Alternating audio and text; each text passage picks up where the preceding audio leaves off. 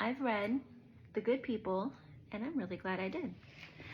It's not an epic fantasy, it's not an action adventure, it's not even really folk horror, which is kind of what I was sold on.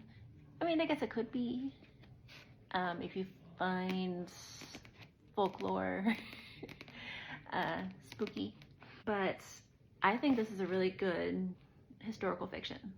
It takes place in 1825 in a rural area of Ireland, and it's in a time where Catholicism is taking over the country, but the smaller areas are still kind of holding on to their folklore, their old wives' tales, you know, the extras. You know, they've traded their gods, but the extras have stayed. They still believe in fairies. They believe in changelings. They believe in power of specific herbs pulled a specific way on a specific at a specific time. And for reference, this is about 20 years before the potato famine. We have 3 point of views. We have Mary, she's about 14. She's just been hired on to help be a maid for the next 6 months because her family is struggling and they need the money. So she went to live with Nora, a grieving grandmother who has, she's a grandmother. She has just recently lost her husband. Her daughter has passed away about 2 years ago, and she has inherited her daughter's son, which is why she has the maid. Now the son, when she first met him, was a totally normal 2-year-old. Now 2 years later, we're 4, he doesn't speak, he screams all the time, and he has lost the use of his legs. Back then, they called it cretinism. Nowadays, we call it congenital hypothyroidism, which has a varying time to start showing symptoms. Their belief was that this kid might be a changeling.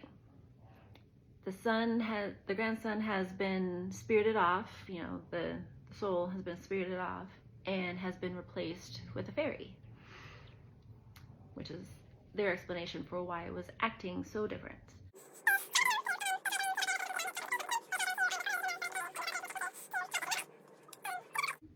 And it gets a little crazy.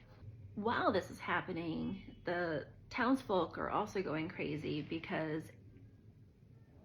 bad luck is happening everywhere. They start to think it's either the old lady who knows the old ways, cursing everybody, or it's the kid that's just trying to exist. And this poor 14-year-old girl is really just along for the ride. She needs to get money home to her family. She's trying to obey her elders, but along the way she's like, I don't think we should be doing this. And I'm very glad we have moved away from some of these cures. That is one of the crazy things from this book, is just the dichotomy of the beliefs.